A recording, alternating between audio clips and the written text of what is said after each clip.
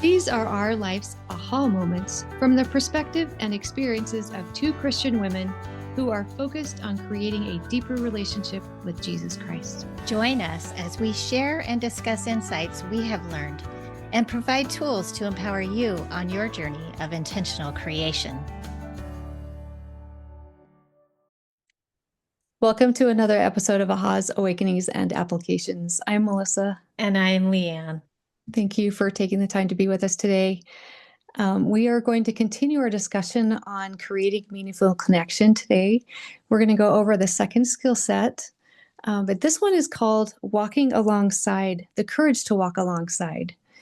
And I think this does take a lot of courage. And I think this is one I'm going to have to continue working on for quite some time, because sometimes we talked about this a little bit in our last episode. Sometimes when, someone's having a really hard time, sometimes I want to back away because I don't know if I want to get too involved.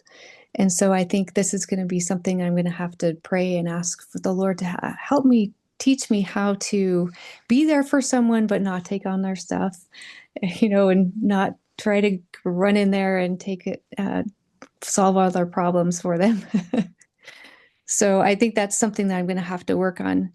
But I love how she talks about how the courage to walk alongside is walking alongside with someone.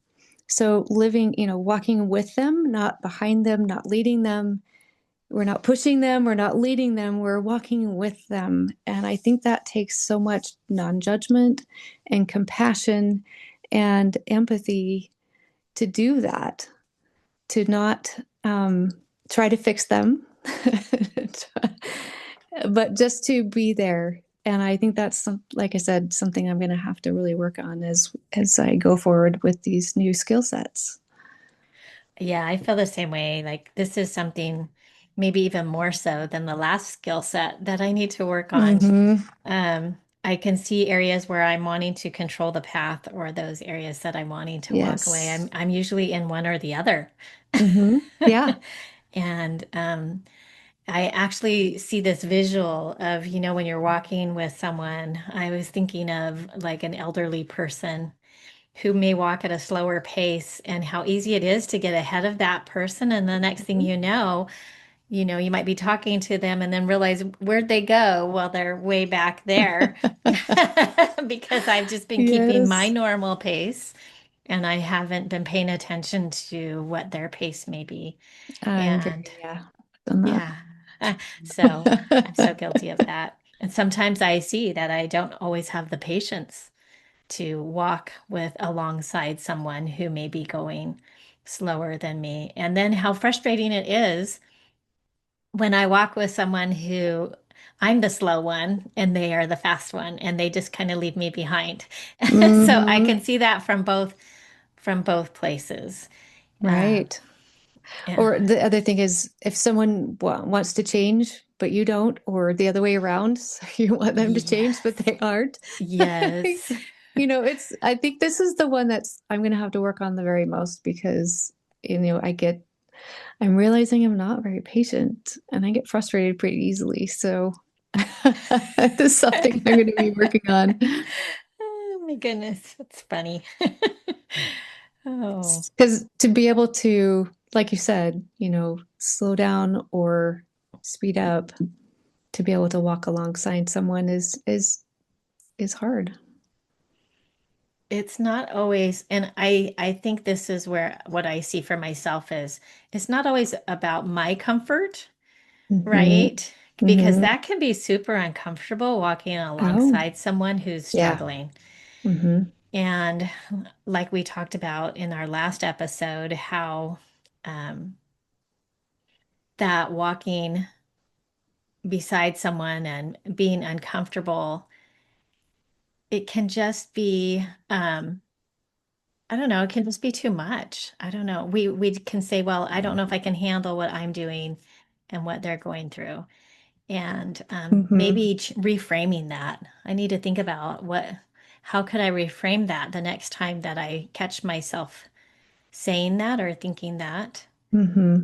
Um, Well, as you said that, it just made me think of Christ and how when he needed that time, he went and prayed alone. He did. And he took care of himself. And I think that's so important that we take care of our own needs so that we're available to be able to help others and to be able to walk alongside. Because if we're a mess, we're, we're not in a place that we can walk alongside anyone. It's true. It's so true. Because, And yeah, and I think that, um, you know, just being willing, mhm, and asking Heavenly Father, to help you. Will you help me to walk alongside this person, even though this may be challenging for me? And I can still be mhm, in a good place and still not want to. So I that's think true. it's changing my desire, Yeah. and being willing to walk alongside someone on their journey, because sometimes those journeys are really heavy. Yes. Really heavy. Or maybe it's the same journey for the same person over and over, and you're like, okay, this person's never going to get it. But just being willing to be able to walk that with them. Yeah. I think it's, a lot of times I want to enable them. I want to do it for them or try and push them along. I think it's easy for us on the outside to say, this is what they need to be doing. Oh, I know. And then people are saying the same thing about me. Right, right. And you're like, no, I'm not going to do that. So I think it's so important that we allow everyone their own journey because everyone's on their own path and everyone's going to learn at their own pace. And what's going to work for me isn't going to work for someone else. And what works for someone else isn't going to work for me. And so allowing everyone their process. Yeah, and I think my family, my children have been teaching me a lot about that over the last several Hmm. years, just being able to step back and say, this is their time to learn and grow and make the mistakes that they need to make and learn from. And hopefully, my children will let me make those same mistakes that I'm making and have that same learning and growth. And I think that has really helped me to see that in a different way than, Yes. when your children are young, we have a little more involvement in that. But once they are adults, we really do need to step back Yeah. and let them learn. And I we can think apply that's that to people around us, Yes, I friends. think it's the hardest when it's your adult children It because is. you care about them so much and you love them so much and you see them doing some of the same things you did and you're like, I know where that goes. Yep. But you have to allow them to make their own mistakes because I just look back at how much I learned from those mistakes and those experiences. So yeah, it's hard to watch. But I think it's important that we allow everyone their own path. Absolutely. So I Even if think it's it's painful. yes. It's one of the skills that she was talking about is one of the things that we often do is try to control the path, Mhm. which kind of goes along with what we've been talking about. And says I want to be with you turns into you need to do it my way or you need to do it this way. And she has an experience that she had with her child where her child I guess was talking when the teacher was talking. And so she got a call from the teacher.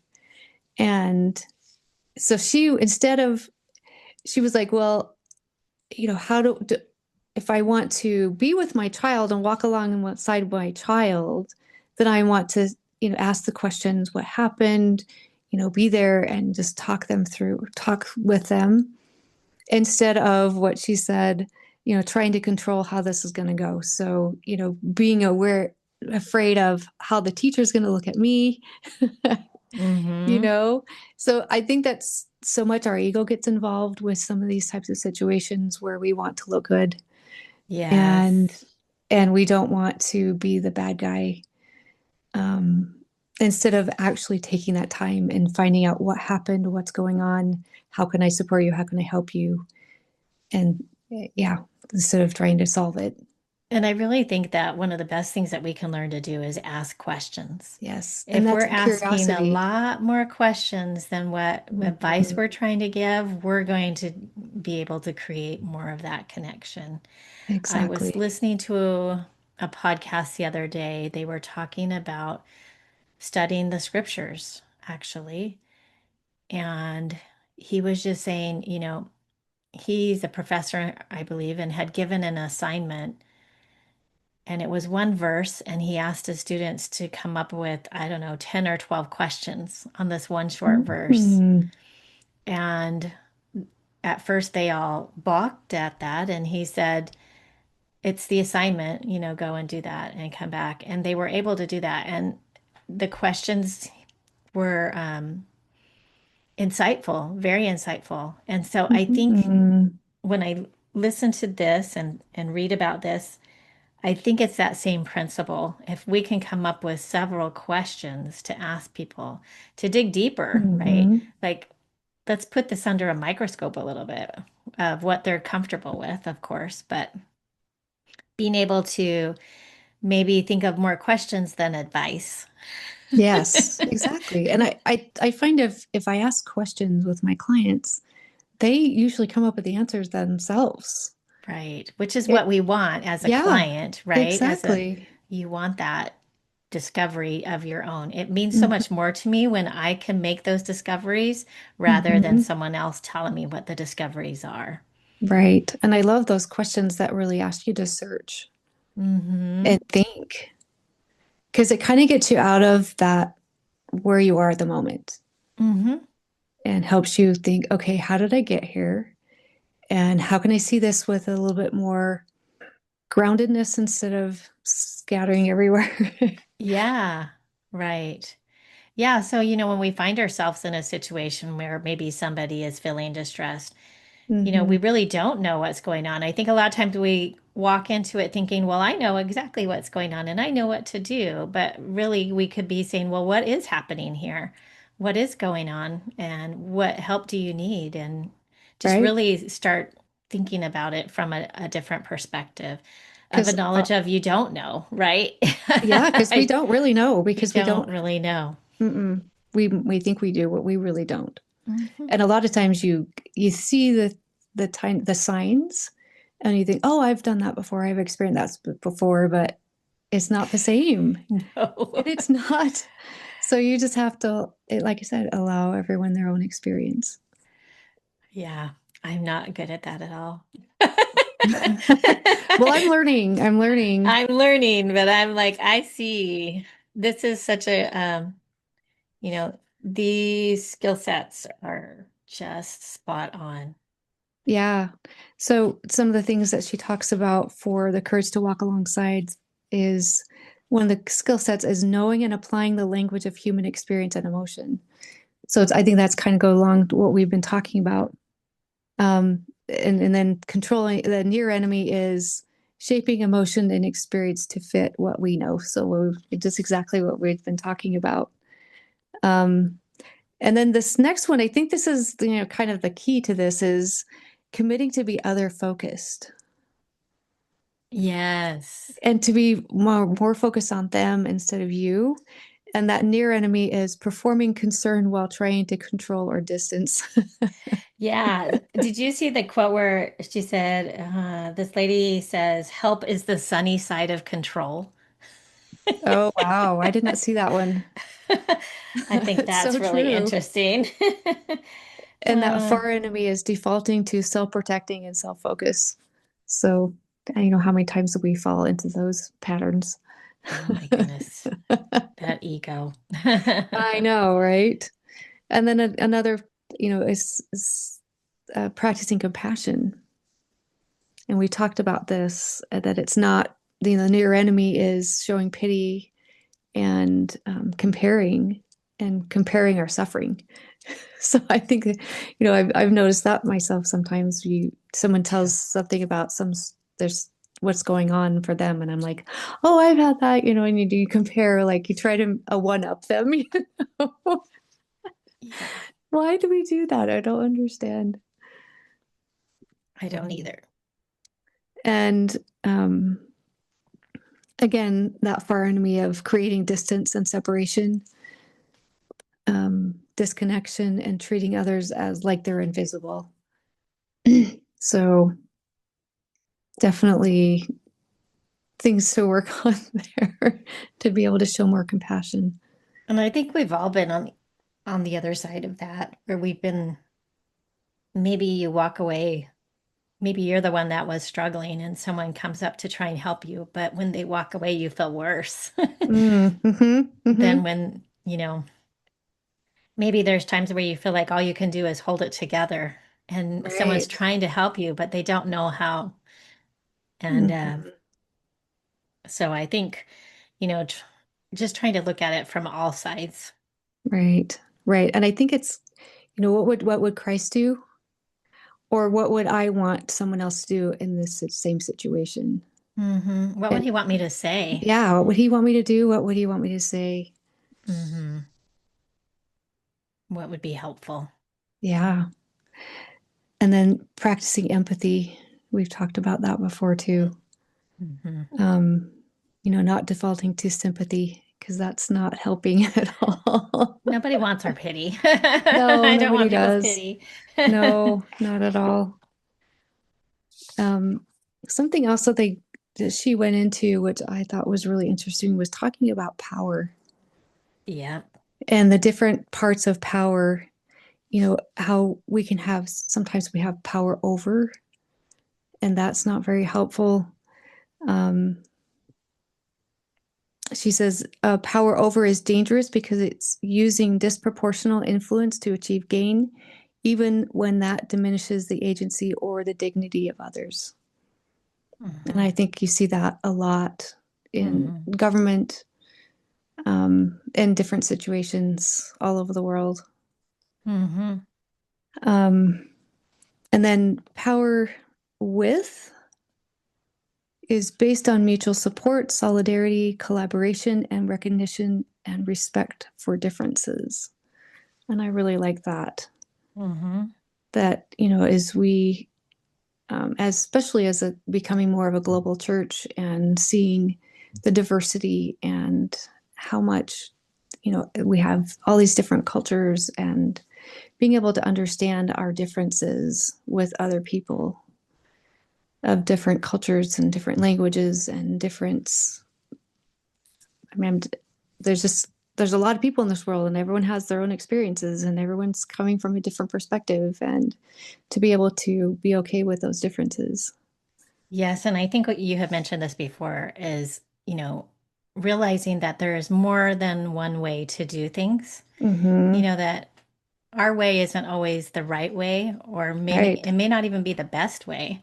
Mm-hmm. Um, and what works great for me may not work great for you. You've mentioned that. I think that it's allowing people to do what works for them and being Exactly. okay with that. We were driving back from a family party. We were going to to see some lights somewhere, and in my head, I wasn't driving it, but in my head, I knew how I would get there. And my husband, Googles it, and he's like, "Oh, it's telling me to do this," and I'm like, "Oh, I wouldn't have thought of that." And it hmm actually turned out to be a much better route than what I would have done because I didn't know where this certain road went. I was like, "Oh, that's cool. Now Yes. I know where this road goes." Yeah, so being open to that. Yeah, one thing that Yeah. I see often, I hear this a lot, is somebody will do something and the people around will say, "Well, why didn't you do it like this?" Or "Why Mm-hmm. did you do it that way?" As if that were wrong. And Right. I think that is I see it just everywhere. I don't know. Mm-hmm. And I think we just need to remember it's okay. It may Mm-hmm. not be what I would have done, but that's okay. It's all Right. right. Yeah, that's all right. The other thing that she talks about is the power to, and that's based on the belief that each individual has the power to make a difference. And I love that, how I think we've talked about collaboration before, Mm-hmm. how the two minds are better than one, Yes. and how we have that power, each of us have the power to make a difference in this world. Yes. And I think, a lot of us, I think, oh, I can't make a difference, or, there's this big, huge problem. I can't make any, little small dent. But if everyone makes a little small dent, big changes can happen. Mm-hmm. So that's important. And then the power within is defined by an ability to recognize differences and respect others, grounded in a strong foundation of self worth and self knowledge. I love that one.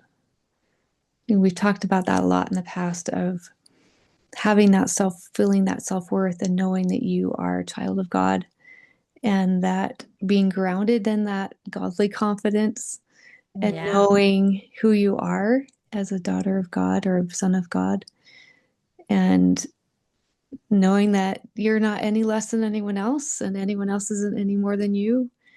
You know, we all have our part to play. We all have our things that we can contribute. But I I think love that as one. we go into these situations with that knowledge and that understanding, I think that makes a big difference. We'll be able to better recognize it when it does show up in our lives.